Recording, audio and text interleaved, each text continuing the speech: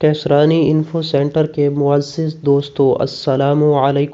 ایک بادشاہ کی بیٹی کے لیے بہت فکر مند تھے۔ شہزادی کو کوئی شخص بھی پسند نہیں آ رہا تھا۔ شہزادی نے شادی کی عجیب سی شرط رکھی تھی۔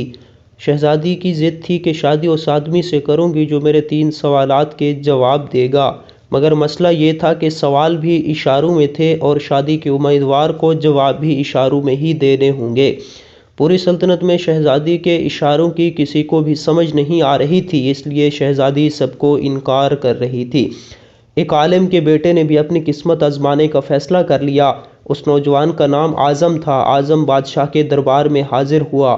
پورے دربار میں یہ بات مشہور ہو گئی کہ آج اعظم شہزادی کے اشاروں کا جواب دے گا۔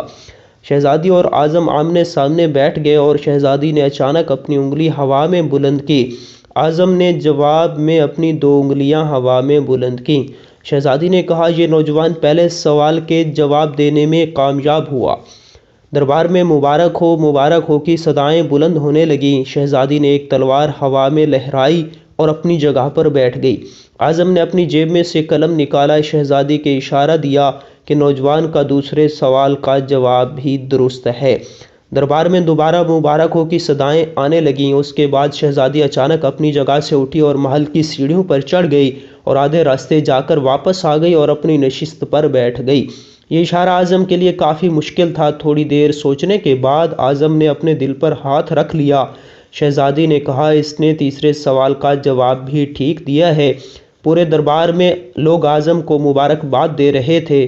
بادشاہ نوجوان کے پاس آیا اور کہا، بیٹا، ابھی بھی تمہارا ایک امتحان باقی ہے۔ تجھے یہ بتانا ہوگا کہ شہزادی نے کون سے سوالات اشارے سے کیے تھے اور تم نے کون سے جوابات دیے تھے۔ اعظم نے کہا، شہزادی نے ہوا میں انگلی لہرا کر اللہ تعالیٰ کی وحدانیت کی گواہی دی، تو میں نے 2 انگلیاں ہوا میں لہرا کر وحدانیت اور رسالت کی گواہی دے دی۔ دوسرے سوال میں شہزادی نے تلوار ہوا میں لہرا کر پوچھا کہ تلوار کتنی طاقتور ہے؟ میں نے جیب سے قلم نکال کر بتایا کہ تلوار جتنی بھی طاقتور ہو، قلم سے زیادہ طاقتور نہیں ہو سکتی۔ تیسرے سوال میں شہزادی سیڑھی کی طرف بھاگی مگر آدھے راستے سے ہی واپس آ کر بیٹھ گئی اور بتایا، میں تھک گئی ہوں، مگر جسم کا وہ کون سا حصہ ہے جو کبھی بھی نہیں تھکتا؟ میں نے دل پر ہاتھ رکھ کر جواب دیا کہ دل ہی ہے جو مرنے تک دھڑکتا رہتا ہے اور کبھی بھی نہیں تھکتا۔ بادشاہ نے اعظم کا ہاتھ بلند کر کے کہا، لوگوں گواہ رہنا، میں شہزادی کی شادی ایک ایسے شخص سے کر رہا ہوں جو علم کی دولت سے مالا مال ہے۔ اخلاقی سبق: علم خدا کی بہت بڑی نعمت ہے جس کا جتنا شکر ادا کیا جائے کم ہے۔ علم ہی سے انسان اپنے آپ کو پہچانتا ہے اور علم ہی سے خدا کی طرف جانے کا راستہ ہے۔